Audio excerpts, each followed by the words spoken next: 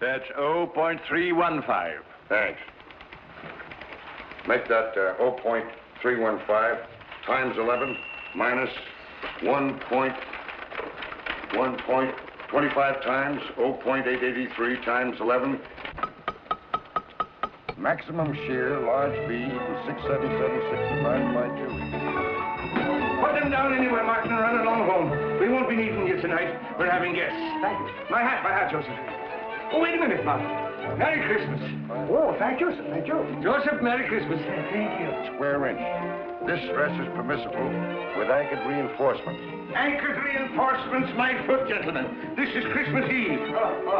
Fine thing. Come home full of Christmas spirit and find you two grubbing over a lot of blueprints. Why don't you live at the office and be done with it? These specifications have to be finished.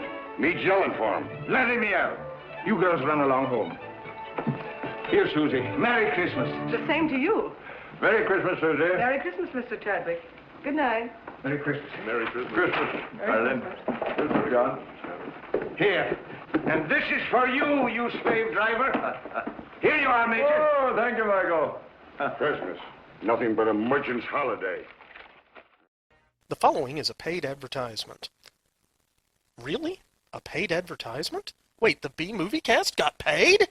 Yes, the following is a paid advertisement. This episode of the B-Movie Cast is brought to you by the estate planning services of Twyla Minear Brooks, attorney at law.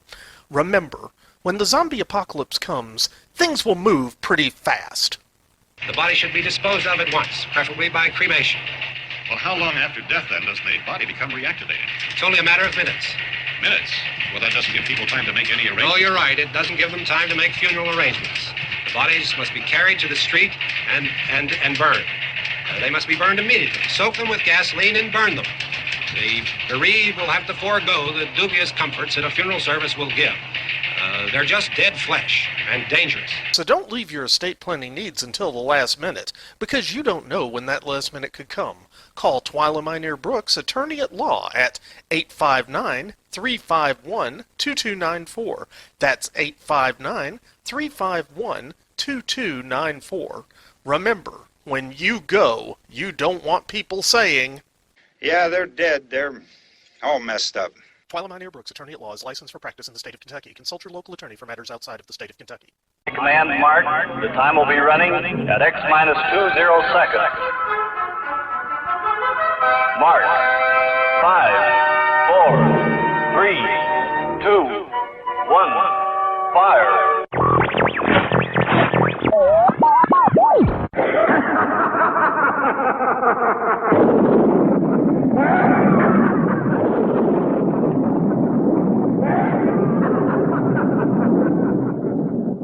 Spawned by the continuing decline and fall of society as we know it, and created on the second-floor spare-bedroom studio in the Piedmont of South Carolina. Podcasting on a shoestring budget and changing the world one freak at a time. It's the B-Movie Cast with your host, Vince Rotolo.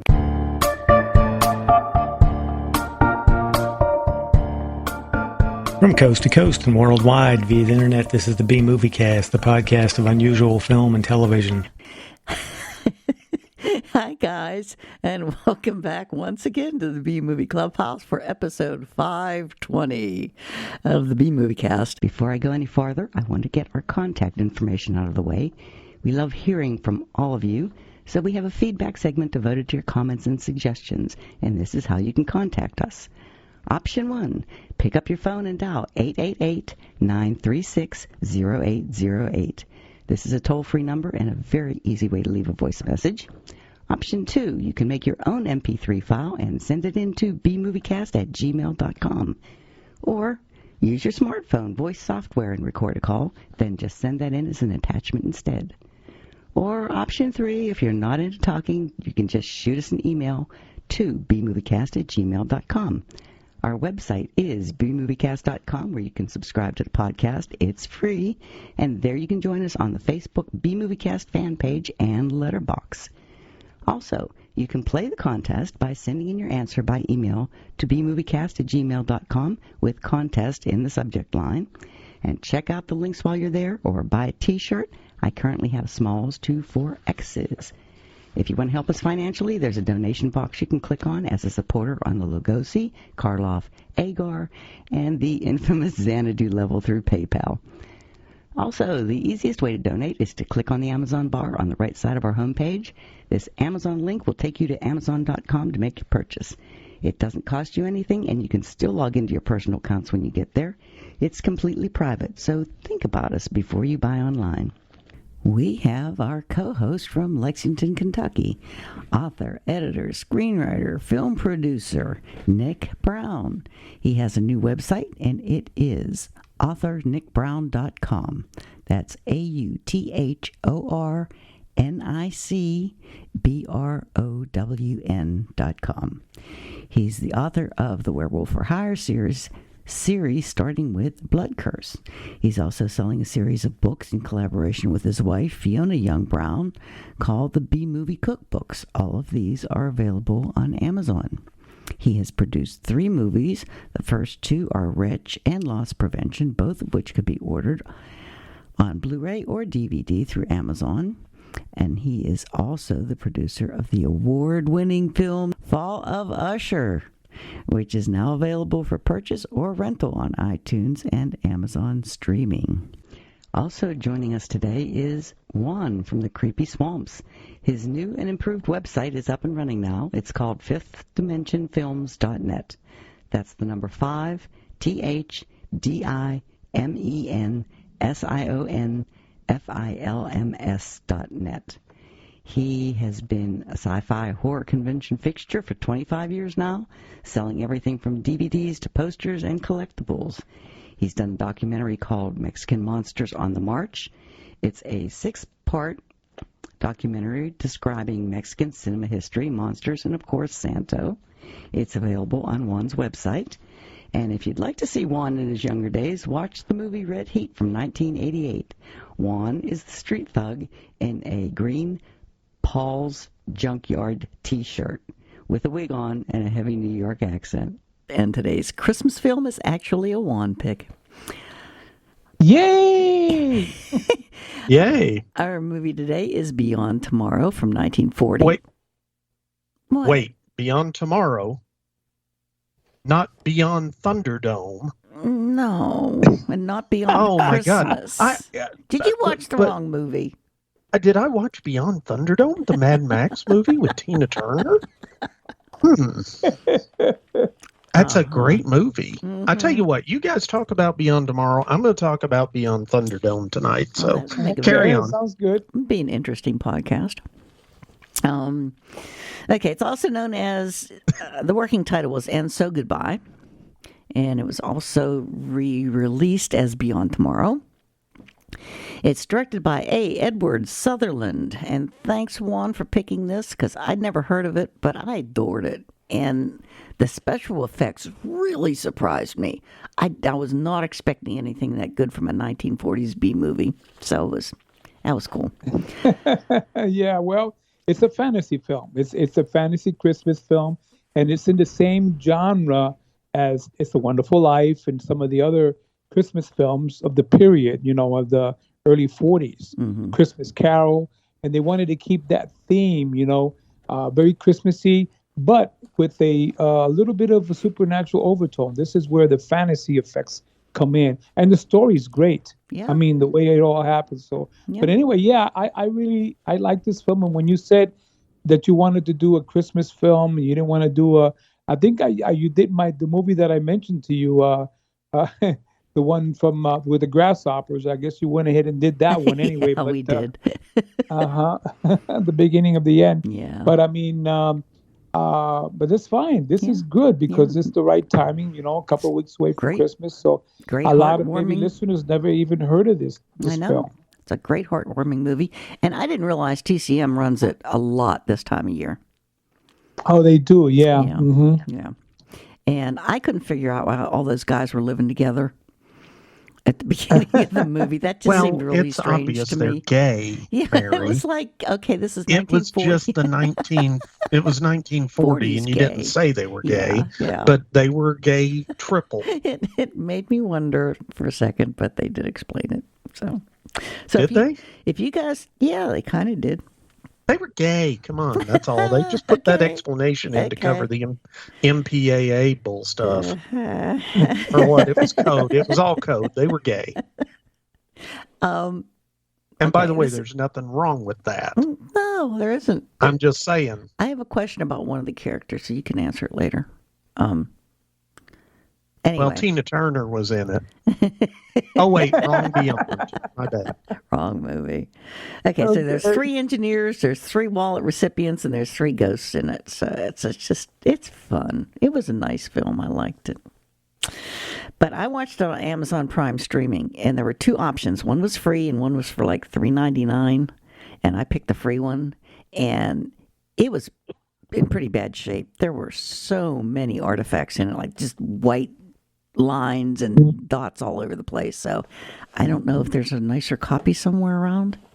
There is. Okay. I mean, the one I've got with, and again, I mentioned to you, if you wanted me to send you a copy, I could have sent you and Nick a copy, because I have the Legend Films version of it, which is it's actually, there's a color print on it. There's a color and a black and white on the DVD of Legends. Okay. And, and they that's a really very good print. Now, the one that you pay on Amazon Prime, if you pay the $1.99 or $2.99, whatever, you probably get to watch the black and white Legends version, which is a very nicer print. Now, you could also went on YouTube and watch the color version on YouTube too, because it's free. I don't know if Nick, how did you watch it? I watched it on Amazon, and I paid for it. It was fine. It didn't have all the white dots and lines going through you pay for it, and it's fine. Say, Mary, you cheapo. I'll never learn. And it's funny. This movie could have had Angelo Rossito in it. Who's that? Oh, yeah. He is the 2'11" tall actor who was in Mad Max Beyond Thunderdome playing Master. Right, I know, yeah. In Master Blaster. But he was born in 1908, and he did a lot of movies in the 1930s and 40s. Yeah, he could have been one of Santa's elves or helpers. See, I'm just saying. He was in Freaks, Mary, 1932. Huh. Yeah, he was. So, see, we could have done Mad Max Beyond Thunderdome, and then we would have had another movie. I don't remember that one. Well, that's the I think I've watched it like twice. Maybe, Mary, it's just time we got beyond Thunderdome. Yes, that is time. So let's do the contest. Let's do the contest. There's a contest? Yes, there's what a was contest. The movie? The movie was The Haunting from 1963. Oh, okay. And the first prize is the really cool Santito surprise package. It's going to be a surprise to us, so we don't know what goodies are in there, but it's usually really, really nice. He's giving a warning that if you don't send in photos, your prize package might be a little smaller next time, so send in the photos. Okay. Okay. So, winner of... The winner is Mike Shadurlo. Congratulations. Right. Hey, congratulations, Mike. It's been a while since he won one. Okay, our second prize is a Blu-ray from Phil Pine. It's The Incredible Mr. Limpet from 1964. Isn't that the one with Don Knotts? Yeah. Oh, wow. Carol Cook and Paul Frees is the voice of Krusty. Yeah. It's a mild-mannered bookkeeper named Harry Limpet. He has few passions in his life, but if he could have one thing, it would be to become a fish. So while on a visit to Coney Island, he falls into the water and miraculously gets his wish. I should watch this before I send it out. It is a fun movie. You've never seen it. Okay. A fish is an animal that lives in a brook. Sorry, go ahead. Okay, Dax Bradley, you won The Incredible Mr. Limpet. All right, Dax Bradley. Mm-hmm. 2 films in or 1 film leaves. Okay, our third prize has been donated by Stan Ward. This is the 2012 novel City of the Damned, Hell Comes to the City of Angels, and it's written by Stephen Knight. The mission of Containment Team 6 is simple. Target and destroy a spreading malevolent terror that most people and governments simply don't believe exists. Vampires. Okay. And the winner is William Hess. Well, all right, William Hess. Congratulations, William. Congrats there, William. Yes. And our fourth prize, and this is really wonderful, and thank you so much, Patrick Kelly. He's going to start donating prizes every podcast awesome. Again. Yeah. Oh, well, that's awesome. I know. It was wonderful. So he has donated, and I want this one. I'm going to put my name in here anyway, even though I'm not supposed to. It's the newly released Blu-ray of Indiana Jones and the Dial of Destiny. Oh, wow. I know. It's the Blu-ray. That is pretty nice. Patrick says it features a marvelously aged and de-aged Harrison Ford. This edition is advertised to include 5 chapters of the making of the film, as well as a John Williams music score only version. Now, didn't they do for this film an AI process on Indy, where they showed him as being real old with the white hair and gray, and then they revert to him being back, in the 80s when he first started out as a young Indy, but they showed him old and new in the film, and they incorporated that AI process in there, I think. Yep. Well, he was old when he made the movie. Harrison Ford's older than Indiana Jones was in the film. So they made him young for the 1940s scene, yes. Oh. And it's creepy as hell. I'm just saying. Oh, now I do want to see the movie. Okay. The winner is Troy Date. So congratulations, all right, Troy. Congrats, Troy. Seriously. Send the movie up to me when you're done watching it. No, I'm just kidding. Okay, that's it for the contest for this week. All right. A lot of good winners. Yeah, really. All right. Yay. Beyond Tomorrow. Why does it say Beyond Tomorrow? That doesn't make sense. It didn't have anything to do with it had another title. It had the third title was Beyond Christmas. Mm-hmm. So it did have that Beyond title. Christmas. Yeah, Beyond Christmas. It was also titled that. When you have if you look at the Legends DVD, they show you the opening credits on the 3 different openings of the titles, where it's Beyond Tomorrow, making it seem like it's the fantasy effect of the film, Beyond Tomorrow, Beyond Christmas, to make it more, non-fantasy Christmassy type, and then of course, the original the working title was "And So Goodbye," which kind of makes more sense. And So Goodbye, but in So Goodbye, it didn't have a Christmas theme title in there at all. And So Goodbye could have been, a romantic drama. It could have been, a tearjerker movie or nothing. It did no relation to Christmas. The right one would have been Beyond Christmas. So that way, that was the third working title in the film that Edward Sutherland, along with the producers, decided to keep it as Beyond Tomorrow, Beyond Christmas. But Beyond Tomorrow hit more because of the fantasy effects of the film. So why did they release it in May? That seems really like a stupid time to release a Christmas movie. Okay, Mary, they released the Ben Affleck film Reindeer Games in February. Okay? Studios don't pay attention to when they release movies, or at least they don't pay enough attention. Yeah, it seems like they would have gotten a lot more people. A lot of times too, Christmas. maybe because of the fact that the working conditions and these directors and producers and the availability of all these actors. Keep in mind, this movie is a B movie, but it could be rated almost as an A because of the fact the stars in this film are not B stars. You got a lot of A stars in this movie. I mean, there's all the stars in here. Yeah, but they're like character actors. Most of them. They're character actors, but I mean, you got some pretty big ones in here, including a very young Richard Carlson, who plays the lead role in the film. Yeah. Richard, this is like his fourth or fifth film. He started out in 1938, and very, really young in this film. But the other characters, Harry Carey and some of the other characters in this film are just incredibly amazing. To have all these good actors and actresses, of course. The Maria Ouspenskaya.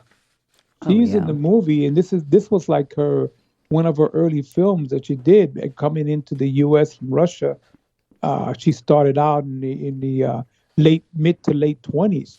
She was doing silent films, and she came here and she landed up, doing early films in the 30s, and then she landed up doing, this role in the 1940s. She didn't have a lot of film credits, but I do say that she just the director found her, because of her voice and her acting skills. She was part of the Moscow Art Theater in Russia, and then she came to New York, and she was one of the leading founded the Dramatic School of Arts in New York, and she was a student. She also kind of trained Dan Baxter to become a star as a young teenager. But Ouspenskaya, she just they picked her for this movie. She had kind of like the right role. Oh, yeah. You look at her and you say, "Man, God, are we looking at? Are we going to see the Wolfman pop around anywhere soon?" Oh man, when they did that one line that when George was talking to Michael and he said, "Be born innocent, it's natural, but to die pure of heart, that's a gift." When I heard that pure of heart, and I saw Maria, I kept thinking, I'm going to hear her howl and see Lon Chaney anytime now. No, yeah, isn't that line in the Wolfman when the moon is full? Even a man who's pure at heart and says his prayers by night may become a wolf when the wolf's bane blooms and the moon is full and bright, or something like that. I don't know. Yeah. My favorite one, now that we're talking about Maria, is the ending quote that she did in the forest when Chaney was down and he was dying. The way you walked was thorny through no fault of your own. But as the rain enters the soil, the river enters the sea. So tears run to a predestined end. Your suffering is now over. Now you will find peace for eternity. She was known for doing a lot of these really cool quotes. And I guess, in all her movies, she's got good quotes in this film, too. Well, she studied under Stanislavski, so she was really good. Yeah. She is really good. Yeah, she was. And I guess we were talking about Charles Winninger. No, not him. The other guy. Harry Carey. Oh, yeah, Harry Carey, yeah. He was like a superstar in silent films. Oh, he was? Oh, yeah. Harry Carey, I tell you what, his career started out in the silent films. But he was basically casted as a Western character actor. He did a lot of Western movies. He was a Western hero. Yeah, he did. And, he was he's worked for the Biograph Company with Griffith. Exactly. Yeah. And then, of course, Harry Carey Jr., that was his son, who did a lot of Westerns with John Wayne throughout the late 30s, the 40s, and into the 50s. So, yeah, he was a very prominent actor in the 20s. And he did a lot of silent films. I read a really interesting fact. It was as an homage to Harry Carey, John Wayne held his right elbow with his left hand in the closing shot of The Searchers, imitating the stance that Carey himself often used in his films. Oh, that wow. was so cool. Yeah, Yeah. I'll tell you, he did so many, his career started back out in the earliest 1911, 1910. He was introduced to D.W. Griffith, who was the director back in the early 1900s that did, Birth of a Nation, Intolerance, and all these films.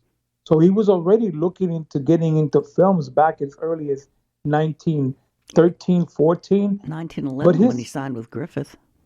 Yeah. But his image was always that of a cowboy with a big hat, Hopalong Cassidy type hat. And he just, he continued on through the 20s, and then he went on through the 30s. And of course, my big role of him, I like him as an acting actor in the movie Trader Horn. That was one of my favorite movies. The 1931 version, that is, the one that Van Dyke did. And Harry Carey was in that one. And that's just the first non-Western that he did, because it was all a film shot in Africa. It's in location in Africa. It's about traders and stuff like that. Horn traders and safaris and all that stuff. And Harry Carey was that was his lead role, not a Western movie. Okay. It was a jungle movie, From there on, he went to do serials and everything. So, yeah, he was a pretty known actor. I think he even got an Academy Award, if I'm not mistaken. Oh, yeah, he did. He did, for Mr. Smith Goes to Washington. Oh, that's right. Yeah. He was the best supporting actor. A lot of these people had like stars on the Walk of Fame and all this stuff. Right, exactly. Tell you what, another of the cast of this film, another gentleman that I really liked was C.R.B. Smith. I mean, this guy here, he was the English gentleman type, and I don't know if you remember the movie The Prisoner of Zenda. I never saw that. He was in that, and he was a very prominent British actor. You got some British actors in here. Of course, the director himself being a British director. You can't say much about our director. I mean, Edward Sutherland. Let me tell you something. His first movie was a silent film in 1914 called Tilly's Punctured Romance. He was a Keystone Cop. And along with Charlie Chaplin, Mabel Normand in that movie. His career started out that early. So he was one of the Keystone Cops in that film. And he went on to do, he directed, along with Charlie Chaplin, A Woman in Paris in 1923. And he went on through 25, 26, doing all kinds of silent films with a lot of prominent silent stars like Raymond Hatton, Wallace Beery. He even worked with Laurel and Hardy, Stan Laurel. And he had a real bad relation with Stan Laurel. He says he didn't like working with Stan Laurel, and he never chose him to do any of his movies, so he kept him out of the picture big time. But I mean, the one that he really had a great friendship with, believe it or not, was the comedian W.C. Fields. He went on to have an amazing, amazing, amazing friendship, and then he went on to also become friends and directed the film feature debut of Abbott and Costello. He was good friends with Lou Costello and Bud Abbott, and he went on to do their first movie, which was One Night in the Tropics. And then from there on, he went to do a lot of movies that he did throughout the 1940s and the 50s. So Sutherland was a very prominent actor and director later on of British fame. You know what I mean? So this movie for him was a project that he wanted to do. He wanted to get other lead stars to be in this movie. But, I guess maybe, again, the timing that the movie was shot in May and not during Christmas, to be released in Christmas, he probably couldn't get the lead actors that he really wanted to get into the film. Yeah. This was an RKO movie distributed. And you know that it basically became public domain, where you could see it a lot of, public domain. And RKO, he didn't have that's why it became a B movie, because RKO took it over. And then the Fox didn't take it, Warner Brothers didn't take it, Paramount didn't take it. So, he decided, well, RKO will take it, so we'll go with them, I can't believe it was being shown on television like 8 years after it premiered at the theaters. Yeah. That's amazing for a film back then. It is. I wonder if... Well, they also, come on, they need a lot of Christmas movies when it got around that time of year. And this was before Rankin Bass was making all the good stop motion animation stuff that we, that we grew up on. So you watched Beyond Christmas or Beyond Tomorrow, and 57 different versions of A Christmas Carol, stuff like that. Yeah, I know. Yeah, plus it was public domain, so it was really cheap for the channels to get it. Well, it's called free. Yeah. But, you know. I was wondering if he was friends with C. Aubrey Smith, the tall guy. Mm-hmm. Because he's originally from England, and he had that cricket team and all those cricket friends of his. Oh, yeah. He had that cricket club going in Hollywood. They were huge into that. They were, yeah. Yeah. It would have been better if he'd been in, The Day the World Ended, or Beginning of the End, excuse me, our movie from last time. Yeah. With all the crickets, see? Giant crickets. He was a huge cricketer. I'm just saying. Beyond Thunderdome. Okay, one really interesting thing about C. Aubrey Smith. He settled in South Africa for a while, and he prospected for gold in 1888 to 1889. This is the tall, skinny guy. Wow. Yeah. And while he was there, he developed pneumonia and was wrongly pronounced dead by the doctors. Wow. The man's had a that, real... ladies and gentlemen, shows how great medicine was back then. Oh, that's true. Oh, yeah. Uh-huh. What an interesting life. Could you imagine? Oof. I know, yeah.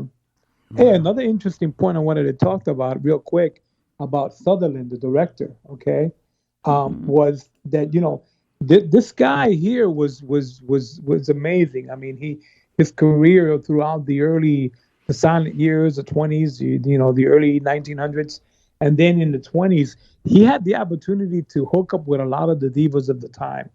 I'm talking about Joan Crawford, a lot of the leading ladies, of the silent era. Okay, Norma Shearer, Crawford, you name it, they're there. But he landed up teaming with another silent star that was huge in the mid 20s and the late 20s, and then left the United States to go to Germany to do films, and that was Louise Brooks. He met her on the set of the movie It's the Old Army Game from 1928, and they had a romantic affair, Sutherland and her, and they landed up getting married the following year. So they were married actually a couple of years. He was married to Louise Brooks, but he was also married 5 different times, so he had 5 different wives throughout his life. Wow. So that's Sutherland. He was a working man with the women, He was doing his thing. He was a working man with Word. women. Oh. Yeah. Some of his filmography, just to mention real quick. Well, I'm going to go out of the silent era, but I mean, I'm talking about as a director. He directed another movie that's kind of funny. That was a movie done by the not Abbott and Costello, but the wannabe guys that wanted to. It's called Fireman Save My Child, 1927, and then he also did Pointed Heels with Warren Williams. Warren Williams, and Paramount on Parade. He was also featured on that, which is a musical, a tribute to all the musicals and music, Paramount on Parade. And he went on to do a lot of other stuff throughout the 30s. And one of my favorite movies that he did, he also was Murders in the Zoo. He was in that movie too. And The Invisible Woman, which was the 1940 version of Universal's The Universal Monster. He was in that. And that was before he did this one. He did the Invisible Woman, then he did this one, and then he went on to direct the first film of Abbott and Costello, which was One Night in the Tropics. So he was very busy. In the 1940s, he was very busy directing a montage of films from between 1940 to 41 up into 1946. He took that hiatus after that. He didn't do anything for 10 years. Then he came back to do one final project, and that was it. But he was pretty cool guy directing movies, and he did this movie, and he put the right touch to it for like Christmas. And I like the theme of being a fantasy ghost type movie was pretty cool. Well, I think the reason the movie did so well was because of the producer. Yeah, Lee Garms. Yeah. Mm-hmm. Because he is like one of the best cameramen ever. back in the day. You tend to wonder how he was able to do the special effects of the ghost images where you can see right through them and stuff like that. Oh, I have that written down somewhere. Oh, okay, cool. But you guys are going to have to keep talking until I can find it. Oh, no problem. Oops. But this guy here, this cinematographer, Lee Garms, just to tell you real quick, he was very active in his career working with a lot of famous directors. He was just not only doing Sutherland, but he directed. He worked with Alfred Hitchcock. He was with King Vidor in the 20s, Nicholas Ray in the 50s, Henry Hathaway in the 40s. He was with Howard Hawks in the 50s. So he did a lot of cinematography in his career, working with all these directors, and he was great. Mm-hmm. I mean, I guess he started in Hollywood again in the silent era back in the early 20s. Yeah. And he did direct a couple of movies back in the silent era, and he almost got a chance to do cinematography work with the movie Wings. That was the movie that won the first Academy Award in 1928 with Clara Bow. And he almost had a chance to do cinematography work for that movie. He probably would have got an award for his cinematography work if he would have done that one. Well, didn't he? He did Gone with the Wind, like the first third of it, and then the director didn't like the way his filming was soft and kind of romantic and misty, and got rid of him. But he never even got credit for doing the first third of Gone with the Wind. Yeah. A funny thing to note about Garms, when he came to the Hollywood, because most everybody, these young in the early years, all these people, they're either from the East Coast, they're from the South, or from the North, and not the West Coast is primarily that's where everybody wants to go to become rich and famous and become a star, become a producer, become an actress, actor, director. Is Hollywood. So when he left, he's from Illinois. He was from Illinois. He was born in Peoria. When he went to Hollywood in the early 1916, he landed up getting a job with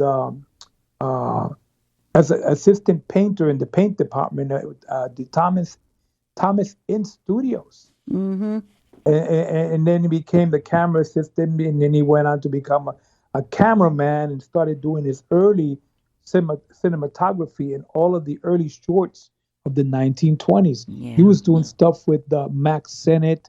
He was doing some stuff for maybe Charlie Chaplin, the cinematography work, but a lot of the silent Charlie Chase and a lot of these early comedies, he was doing that stuff. They were all comedy shorts where he started doing that.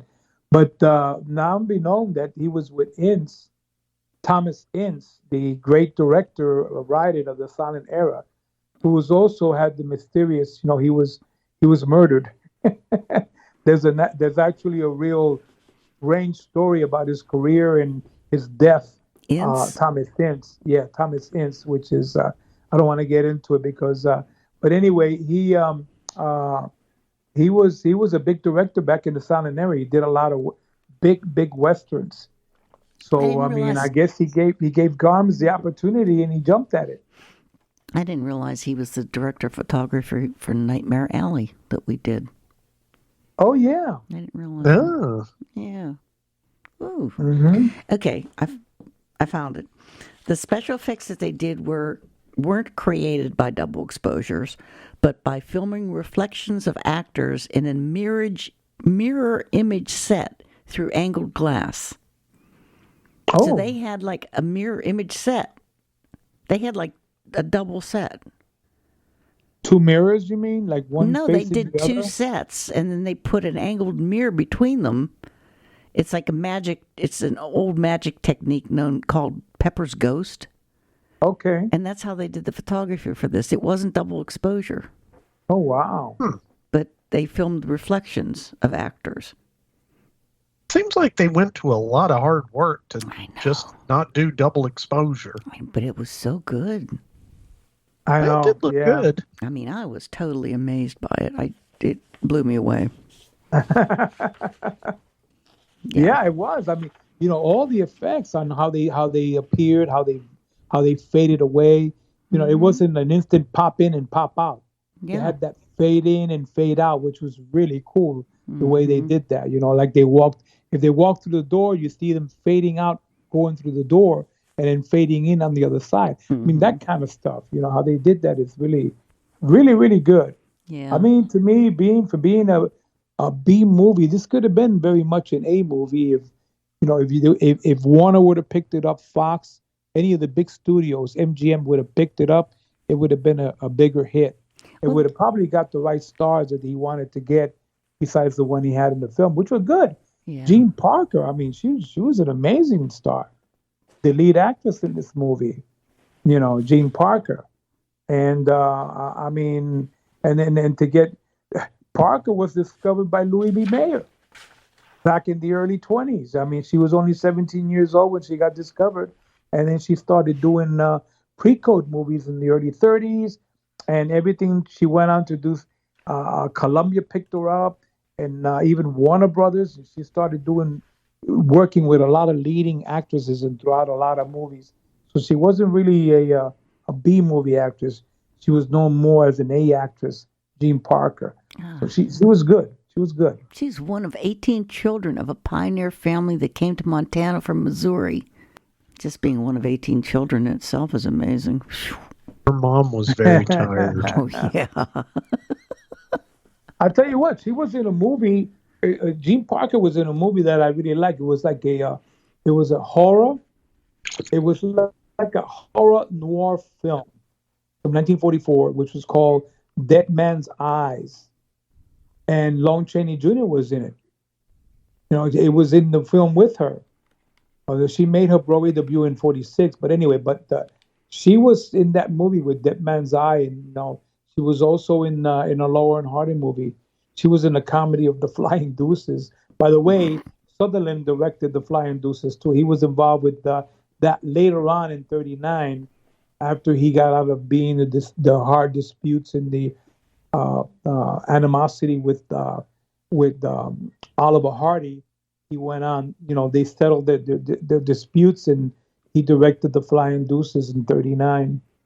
So yeah, I tell you, you know, I mean, a lot of good. These actors and actresses and their biographies are pretty interesting. But Richard Carlson is like, he's the lead of the guy. I mean, you know, Carlson to me has always been our favorite A or B actor in all the 50 sci-fi movies. You know, that was done back in the 50s. You know. Yeah. I know. Magnetic Monster. It came from outer space. I was going to say we love him from Creature from the Black Lagoon, but you know, he was one really of liked him Jack Arnold's leading man. It came from outer space. Mm-hmm. He was Jack Arnold's leading guy in the 50s. I mean, he got out of doing all these dramas and these movies, like this movie, and he was also with Bob Hope. He did The Ghost Breakers the same year that he did this movie with Bob Hope. And he did a lot of comedy stuff in the 40s and throughout the 41, 42. He was very, very prominent all the way up until 1940, I think 44, 45. Okay, and then after he was in Valley of Gwangi. Yeah, he was. What was he? He was the circus cowboy. I mean, he was one of the lead circus I didn't realize hands that. for the circus in Valley of Gwangi. Okay. Mm-hmm. Wow. But Carlson, I mean, he did his TV show that I really liked. He did an amazing TV show that I really enjoyed a lot. It was back in the early 50s, because I mean, after he got out of doing all the stuff with the movies, the sci-fi movies in the late 50s, from 58 on, or 56 on, he decided to do TV shows also. So he was doing movies and he was doing TV shows. One of my favorite series that I liked of his from 1956 through 1959 was I Led 3 Lives. I love that series. Did you ever see that? I saw, for some reason, they ran it when Vince and I lived in Alabama, and we saw a whole bunch of it. And then Yeah. So how many lives did you live? I don't remember. I don't remember it that well because I wasn't. It was basically, it ran for 3 years on Zip TV. It was done by Zip TV. I have the whole series. This was never released, but I got the whole series. Oh, I got it from my buddy Martin over at the Mid-Atlantic Nostalgia Convention. He wrote the book, and he wrote the book on I Led Three Lives of Richard Carlson. Wow. And yeah, it was a companion to the radio show from the 1940s, also, which was titled "I Was a Communist for the FBI." And it was a subject matter of communism in the 1950s. So that's what I Led Three Lives were, because he was, basically you was an executive who worked at a corporation and advertising, and then after that he infiltrated the Communist Party. He worked with the FBI in the 40s, and he was, getting information from the Communist Party to give to the FBI. And this is where they made all these big busts and everything throughout the 40s and the 50s. But that's what it's based on. It's based on the real life story of Herbert Philbrook. It was based on a real life character. So that's why it says 3 different lives. He was playing 3 different roles as a white collar worker, a secret life, a communist agent, and he was an FBI agent foiling the communist plots. You got to really, series is really good. And it was only on for 3 years, and then they canceled it. But I mean, Carlson was great in that series. We only got to see a few episodes of it before they took it off. But let me know if you want to see any more, because I have the I have the whole series, pretty much. Wow. I love those old 50s shows like that. Yeah, they're pretty cool to watch. Some of them are anyway. But Carlson did a lot of westerns. Not just the Valley of Guanji. He was also in a lot of other westerns. And the TV shows that he was known for, he went on to become a leading crossover, a character actor on TV, crossing off into different shows throughout the mid-50s, the late 50s, and in the early 60s. And yes, he was on Perry Mason. Everybody was on Perry Mason. He did 3 episodes of Perry Mason. I was going to say, so he was on Perry Mason, but did he ever show up in Wagon Train or Gunsmoke? That's the question. Oh, yes, he's in Rawhide and the Virginian and Wagon Train. Wagon Train. Yeah. See, that's the one. Everybody went through there. Wow. How about Voice to the Bottom of the Sea, guys? Yeah, really. That's amazing. Bet he wasn't in Mad Max Beyond Thunderdome. He was in. I thought it was Khan, like Star Trek. Yeah, Carlson was amazing though. He had a very, very prolific and successful career throughout his life. I mean, he was very, very. He was not always. They wanted to categorize him as a B actor. And, he went the other way around. I guess he outdid John Agar, because John Agar was right there with him in the mid-50s and the 50s and 60s. But then Agar he just really didn't do the stuff that Carlson did on TV. If he would have been more prominently known on television, Agar, doing, crossing over, he might have been, he went on to do stuff. He did a movie. He went on to be, actually his last movie was a movie in the 80s. Agar did. But Carlson, his career just went on and on and on, and he lived to be the age of 65, and he passed away in 1977. Oh. Okay. You know what they're saying here? That he was mistaken a lot for Hugh Marlowe, the other actor. But that's because he worked with a lot of movies with Hugh Marlowe. Him and Marlowe were together. Rex Reason, Hugh Marlowe, and Richard Carlson. If you look at Hugh Marlowe and Carlson, they do look alike. Okay. Yeah. Yeah, but he doesn't have as good a name as Rex Reason. Nobody in the 50s had as good a name as Rex Reason. Yeah, Rex Reason, or Rhodes Reason, his brother. Wow. See, Rhodes, no, that doesn't even do it. Rex Reason. Rex. That sounds like a Stan Lee created superhero alter ego from the 1960s or 70s. Yeah. I mean, come on, Rex Reason. You got Peter Parker, Reed Richards, Rex Reason. Yeah. And his superpower was his amazing chin. Okay. You need to write that series. About? Oh, yeah, Mad Max Beyond Thunderdome. Love that film. Okay. Did anybody else think Charles Winninger looked like the captain from... Gilligan's Island, yes. Okay. Yes, the skipper. Yeah, I kept expecting him to go, hey, little buddy, boom, boom, boom, boom. But he's not Alan Hale. I know. Hey, you look at his picture, and he's got the hat. It says captain on it. But I mean, he's basically that was a part of a series that he did, the Maxwell Houseboat Show, and he does look like the damn skipper from Gilligan's Island. Yeah, he does. Maybe they might have mistaken when he got him. older, Yeah. But he was in State Fair and Showboat. He was in a lot of. Yeah, he was. He's just a character actor like the rest of them. He was did a lot on of movies. A 1954 episode of I Love Lucy.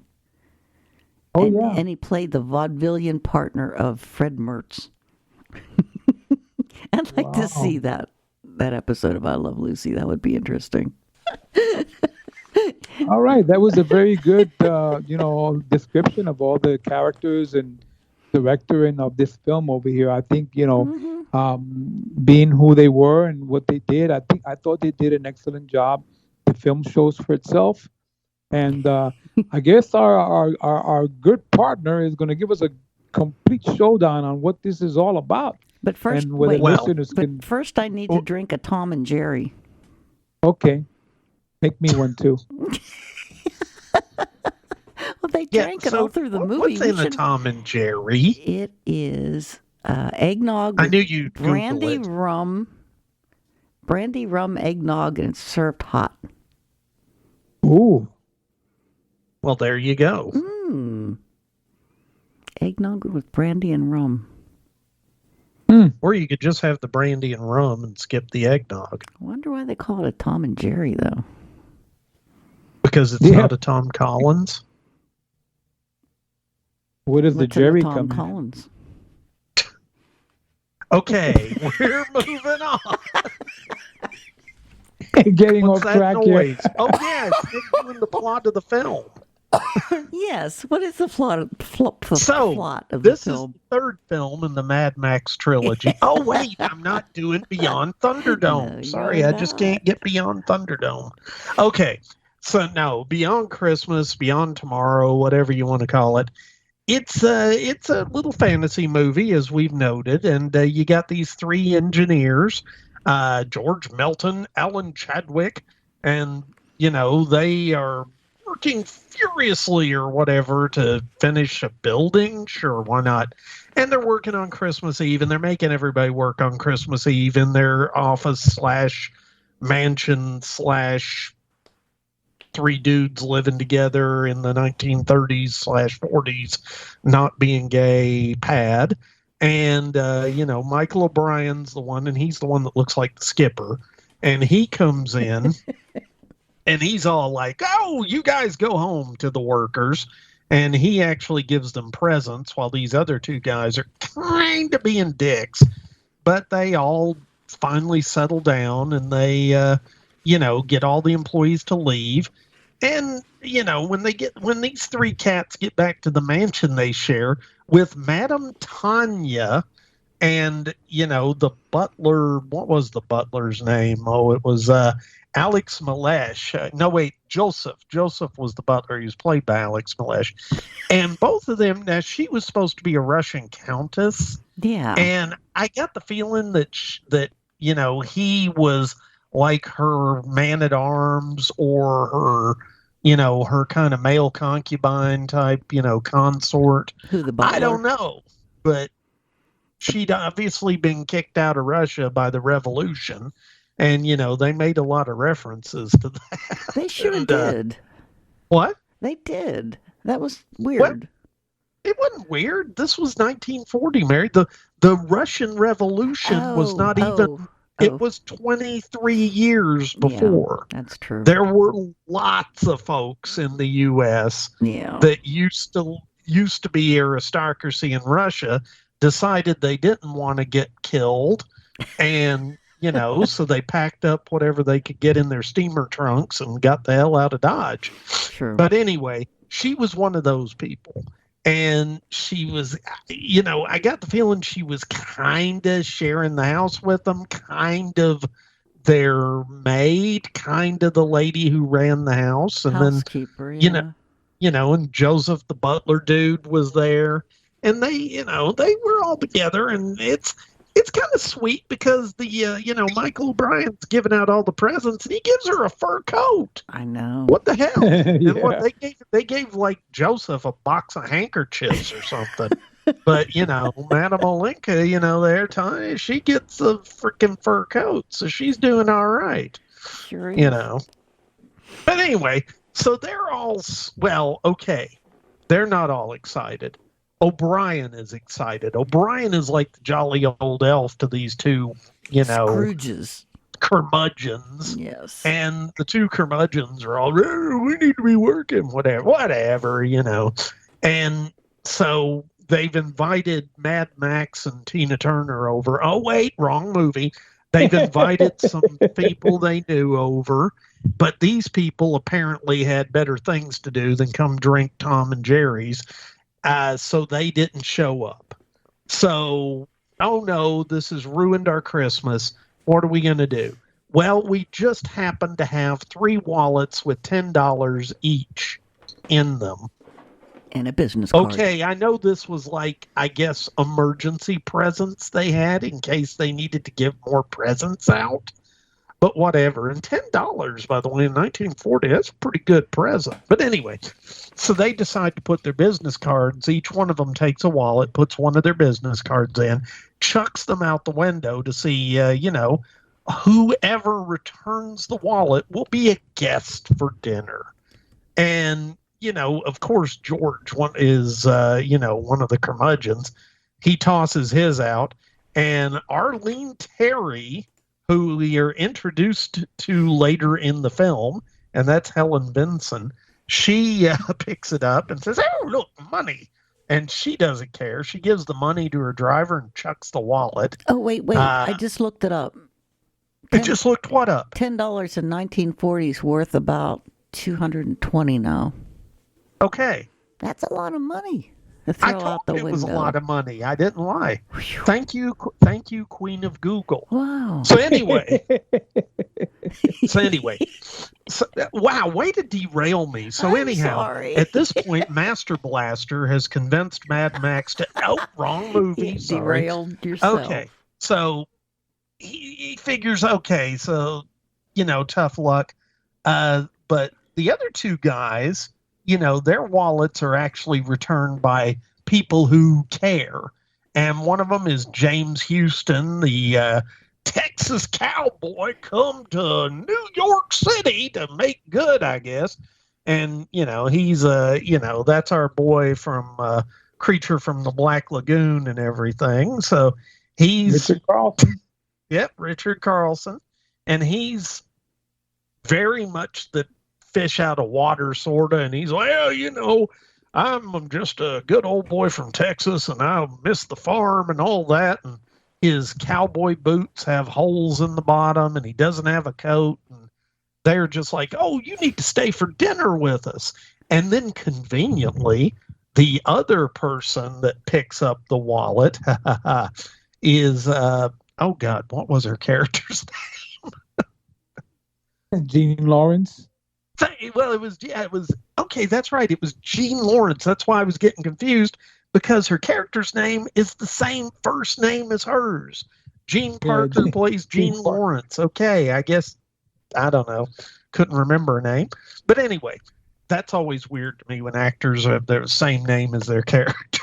But anyway, so Jean gets invited in, and they proceed, they both are good humans. They return the wallet with apparently $220 or so in 2023 currency in them. And they do stay for dinner, and they all become really good friends. Yeah. And, James and Jean start to fall in love. How unexpected was that? And he's walking her home, and they do have this really great scene where they're getting ready to leave, and, Cowboy James is like, well, I guess I better go. And Joseph's like, no, but you forgot your coat. And he's like, I don't have an overcoat. And they're like, yes, you do. And he's, oh, you guys are giving me a coat. Dang it. And and so what's the first thing he does? Take the coat off and put it on Jean. Boom! That's how you score with the ladies. Anyway, so they go walking through the park, and he manages to convince a mounted police officer to let him ride his horse, because he hasn't ridden a horse since he was in Texas 3 months ago and just can't resist. So that's kind of a cute little scene. And even the sergeant comes along, and they all figure they're going to get in trouble. And he's just like, oh, Merry Christmas. So anyway, it's obvious that Jean and James are kind of sweet on each other. And also it's obvious that these three well-to-do engineers are happy to have some friends, I guess, who aren't in their 80s. And so, they kind of start having them over on a regular basis. And well, they talk about having family at Christmas, like wives and kids. So that became their kids, I guess. Yeah, it's kind of like they were their kids, and it's nice. And one thing that I'm kind of blowing through here is the fact that at one point some carolers come, and James starts singing, and he's really kicking butt singing. Mm-hmm. And everybody's like, ooh, you ought to do that more, because you have a wonderful voice. And then they actually invite the carolers into the house. My Lord, so many people just getting hauled in off the street. I know. but anyway, they all have a good time. And time is passing. That's the thing, it's like months and months apparently pass. Jean and James are still a courting, and they actually get engaged, and that sure is swell. And then the three engineers have to go to another city on business. And this is where Madame Tanya, the old Russian lady, she's like, I have a bad feeling. You guys should take the train. Don't fly. And they're just like, oh, it'll be fine. And they get on the airplane and they fly off. And James and Jean show up to the house to announce that they're engaged. And that's when Joseph tells them that, oh, yeah, you guys are engaged. That's nice. The three old dudes that were acting like your surrogate parents are dead. Mm-hmm. So that's pretty harsh. And then you have the weirdness of the three ghosts come back home and figure out that they're ghosts. And they're like, so is this what the afterlife's like? And, O'Brien's just, the eternal optimist, no pun intended. And he's like, oh, something will happen, I'm sure, So anyhow, as they were, going through their thing of being engaged and all this other stuff, the story gets picked up by the press that they were bequeathed some bonds to the young couple that were going to get married, and by the three rich engineers that had no kid. And so at this point, James is invited to be a guest on a radio show, and he manages to get out there that he's singing. And next thing you know, he is singing on the radio. And Arlene Terry, that's right, the same lady that found a wallet at the beginning of the film, who's a singing star, she decides that since she's getting divorced, she's going to mac on him, even though he's, engaged. To what? Engaged. Boo. Well, yeah, she's not. Okay, Mary, we established she's not a nice lady, okay? Okay, she's Tina Turner paying Max off to kill Blaster so she can control Master. and have the ethylene plant control the ethylene plant that makes all the fuel for the cars. Wait a minute. That's Mad Max Beyond Thunderdome. Anyway, going back to Beyond Tomorrow. So where were we? They, she's kind of inserted herself between the girl, the fiance, and James, and the ghosts are just like, how can he not see through this? And they do their best to influence her, and they do manage to influence Jeannie to the point that she should go after her man. Don't just give up on your man, go after him. Meanwhile, though, Arlene's ex-husband, who's a drunk and jealous type, gets a gun and he starts following Arlene and James when they go off to the Pekingese or whatever to do a singing engagement or have dinner. I can't remember why. So they're racing there in the car and the ghost's with them, and no, it's no good. They end up both getting shot. And they're in the hospital. And by the way, folks, this is your spoiler time. Y'all need to go see this movie. Oh, I forgot. While all this is happening, the three ghosts are still having conversations, but all of a sudden one of them gets hauled off. And it's the oh God, which one was it? George. It was George. Yeah. The Harry Carey character. Yeah. And he's the worst of the curmudgeons. And so apparently it's implied that he's going downstairs, folks. Well, he had an affair? Well, broke up his marriage, and that's why he was so grouchy, because he lost all of his friends and associates. They just didn't want anything to do with him. When he was alive. I thought it was because he was living with two other men in kind of a weird threesome in New York back in 1940. That's why he had to live with the other two guys, because his wife wouldn't have anything to do with him. Yeah, whatever. And his girlfriend left him or something. I don't know. Anyway. He went downstairs. There is this scene where, O'Brien's like, you could just say you're sorry and that you regret it. And he's just like, that would make me a hypocrite. I'm off to hell. And so he goes out. It's like, okay, fine. So anyway, then the next thing you know, see Aubrey Smith. All of a sudden, his son, who apparently died in World War I based on his uniform, shows up. And okay. Wow for the cultural stuff. It's like, I sure do remember back when I was running the colonies for the empire in India. Yeah. Oh my Lord, that was hard. And what's his idea of heaven? Apparently going back to be a colonial master in India back in the 1930s. Yes. So off he goes with his son. And so that's that. Wife. Yeah. And now we reach Michael O'Brien. He's the last ghost. He's the good guy. And he's going to save James. That's his whole thing. He's going to go save James. And heaven shows up and's like, hey, you got to go or you're stuck here. And he's like, oh, I can't go to heaven. I'll just stay stuck on earth because I've got to save James. And he goes after James. And after he's given up his chance at eternal happiness to save James, he isn't able to save James. James gets shot. And he's died on the operating table in the hospital. Spoiler alert, folks. A little late, I know, but you should have watched the movie. And, by the way, watch Mad Max Beyond Thunderdome, too, because it's really the underrated Mad Max film.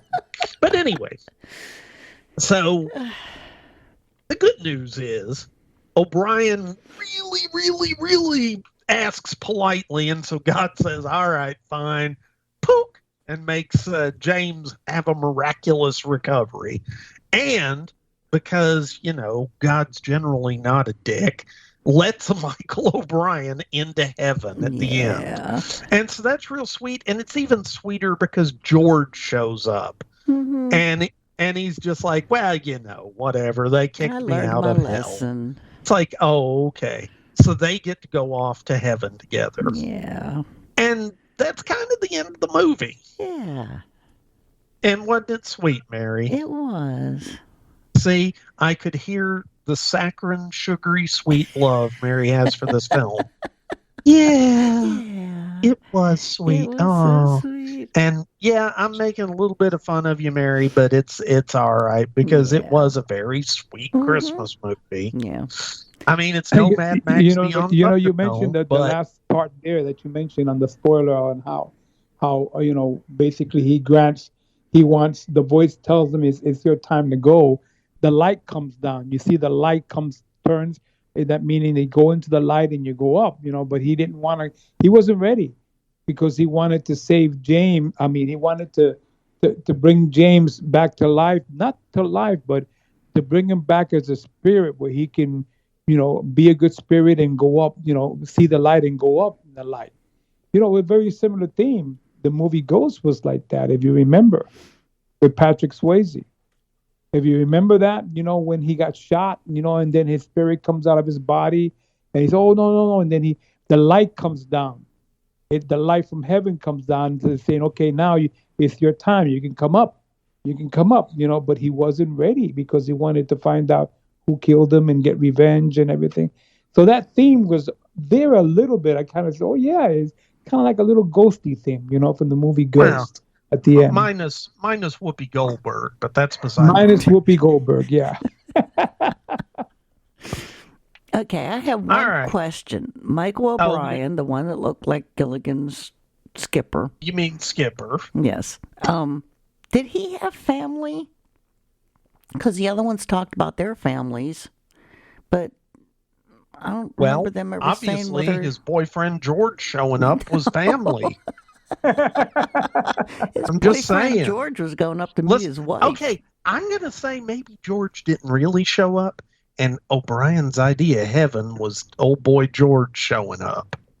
Boom. No. I'm dropping the mic and walking away on that. Okay. Boom. Just keep walking.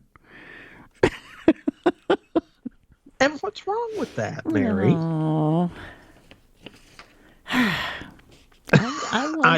I have flummoxed Mary. Well, you know what? I want Michael to be with his family, too, up in heaven. Well, yeah, it had a sad ending, a good ending and a sad ending. A good ending where, James... sad ending? The sad ending is that James...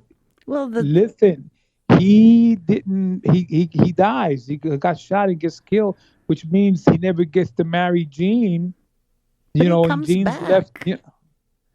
But he comes back as a spirit and he goes to heaven. No, he comes back in the body. In the body. His body comes back to life. Juan, did you watch a different movie?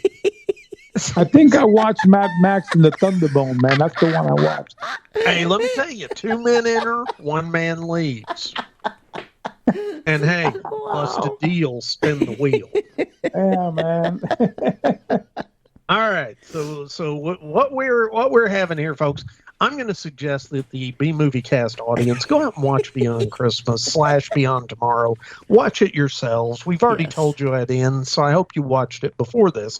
But watch it again. You decide for yourselves. James, alive or dead at the end of the film? Please write in and tell us. True. Okay. True. He's alive. Okay, we've got 2 votes for alive, 1 vote for dead, and we've all agreed that bust a deal, spin the wheel, Mad Max Beyond Thunderdome. There you go. Okay. All right. The saddest part to me was the fact that the 3 guys died. I would like to have seen more about their lives. I don't think I wanted to learn much more about them. Oh, okay. Okay, Mary, it was an 88-minute movie. What did you want? It actually seemed like 2 movies because the whole first part was totally different than the whole second part. Exactly. Yeah, it was weird. Mm-hmm. Much like Mad Max Beyond Thunderdome was very different after the Thunderdome battle. No, but the thing about it is, though, that, the film is basically very Christmassy because it takes time during Christmas season. You see the snow, the carolers, the carols singing, and there were some musical numbers there and stuff that did I don't know which song they did. Either Deck the Hall, Silent Night, or one of the Christmas songs that they all sang together. They did a couple, but and Juan's right. It was very festive. I mean, it was a Christmas movie up until it wasn't. Yes. And so you could say it was a an hour-long TV Christmas special, followed by a ghost movie. Yes. That's it, exactly. So there you go. Yeah. There you go. No, the film was really good. I liked it because this film has been preserved. The original prints have been preserved by the National Film Historical Society. They have a copy of it. It's been preserved, and it's one of these films when you feel every year they got The Wizard of Oz. It's a Wonderful Life, Christmas Story. These movies that they show every year on TCM, and it's like redundancy of the films to keep the Christmas tradition alive. This would fall into one of the ones in that category because of the theme itself, besides being that, of course, the one that's going to win is always usually A Wonderful Life, and it's the Christmas Story, the one with the kid. So, but this one here, because it was pretty obscure, and being that it wasn't picked up by one of the major studios like MG, again, I mentioned, and by RKO, it kind of it lagged. It was in the back. So that's why you said, Mary, when I mentioned the movie, you said, I never heard of the movie. I never did. No. No. I don't watch a lot of TCM. Oh, you don't? No. Well, during Halloween they show a lot of good Halloween movies, and that's why I like when people post it on like the Facebook pages, like what TCM's going to have, because then I'm aware of it. Right, exactly.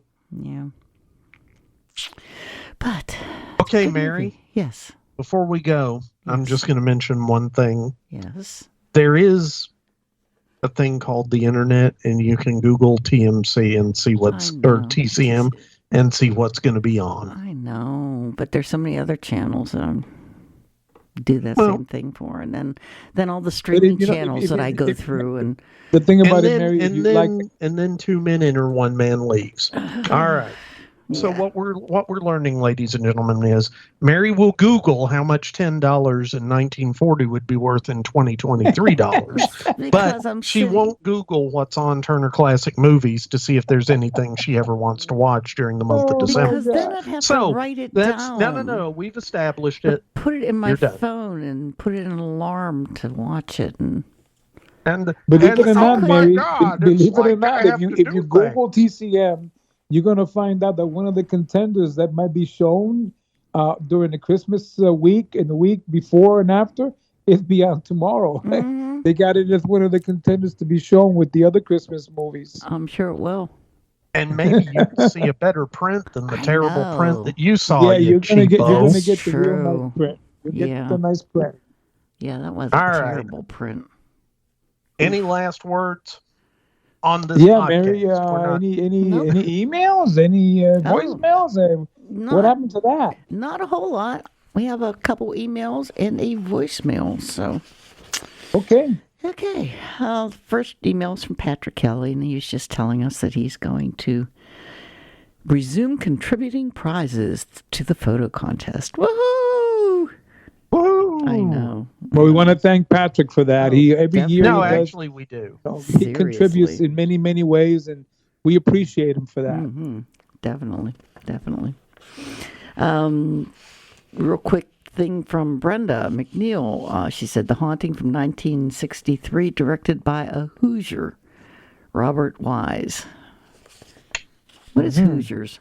She called Indiana? Illinois. Indiana. Yes, ma'am. Indiana, yes, Mary, Indiana. I always get Indiana and Illinois mixed up. They both start with an I. And they're right next to each other, right?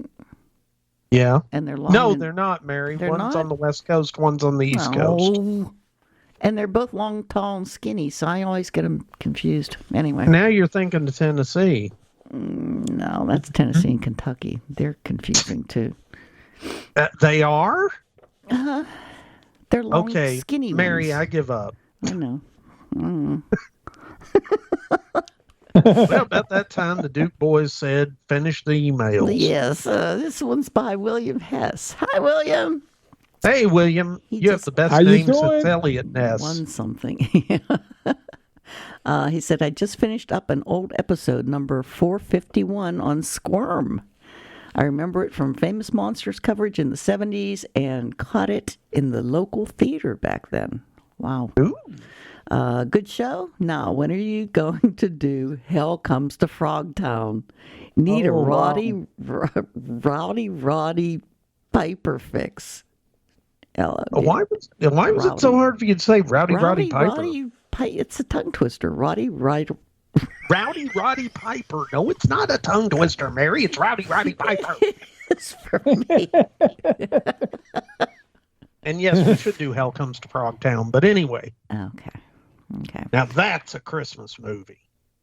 There you go. All right. Hey, frogs are green.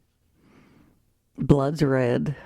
There you go. It's a Christmas movie. And on that note, here's Paul, the former retired mailman, enjoying the Arizona weather again. No, he's not a former retired mailman. He's a retired former mailman. Let's get the letters. Let's put the words in the right order, Mary. He didn't go back to work for the post office. That's a good one, Nick. You got him. I need to go to sleep. Okay, and here is Paul. Hi there, B-movie friends. Paul, the retired mailman from Rochester, New York, but I'm back out here in Mesa once again, helping Mom out. She was bouncing between hospital and rehab for the past month or so, but she's in rehab. She's really doing well, and hopefully we'll have her back in her house by Christmas. So I'm out here enjoying the warm weather. Temperatures up near 70 to 80, so I can go swim in the pool. And I'll be avoiding yet another New York winter.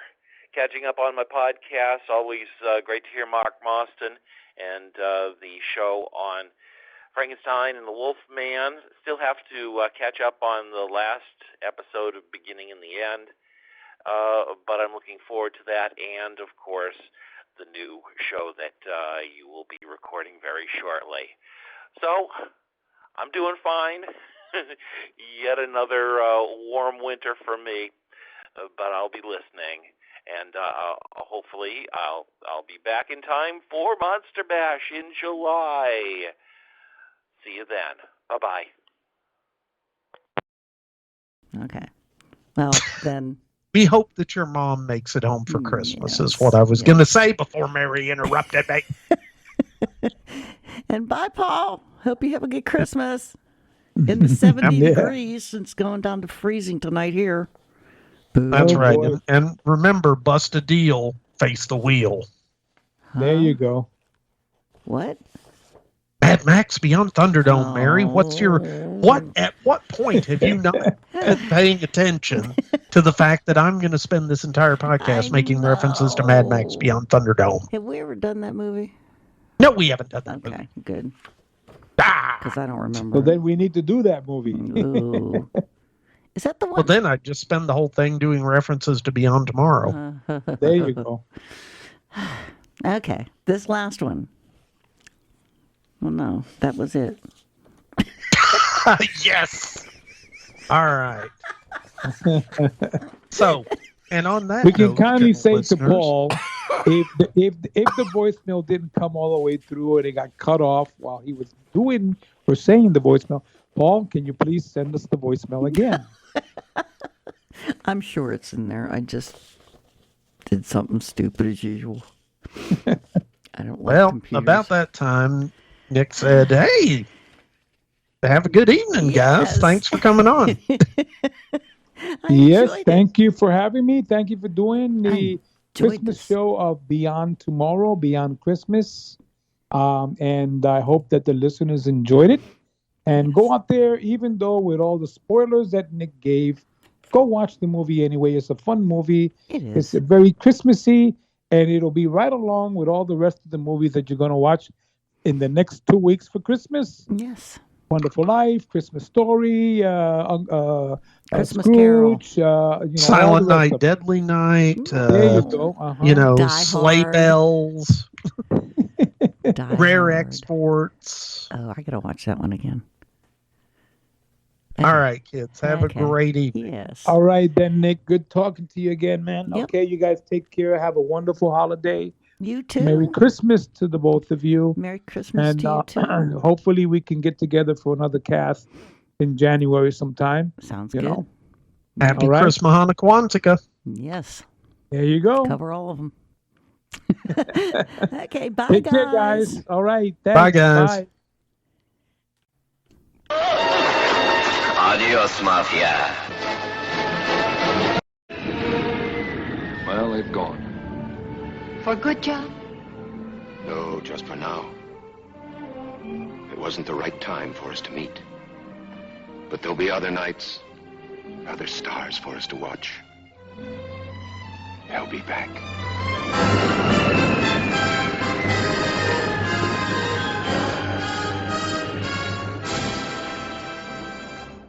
The ghosts are moving tonight, restless, hungry. All right, fellas, here's your story. Greetings, my friend. We are all interested in the future, for that is where you and I are going to spend the rest of our lives. And we cannot keep this a secret any longer. Wait, Captain. I have found evidence of intelligent beings on this planet. Look to the skies. It's the B-Movie Cookbook. Menus inspired by 15 of your favorite B-movies from the 1950s, with teenage werewolves, blobs, and enough cheese for everyone. When we return to our planet, the High Court may well sentence you to torture. But until then, we've got Ed Wood and Vincent Price. There'll be food and drink and ghosts, and perhaps even a few murders. You're all invited. So impress your friends with dinner and a movie with the B-Movie Cookbook. We've got you covered. Get your copy today at bmoviecookbook.com. That's bmoviecookbook.com. Let me see that book. I am interested to see what sways your mind so heavily. Sure thing. Just visit bmoviecookbook.com. Anybody around here want some coffee?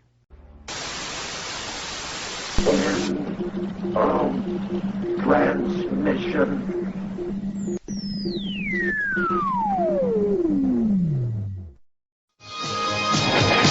The good guys always win, even in the 80s.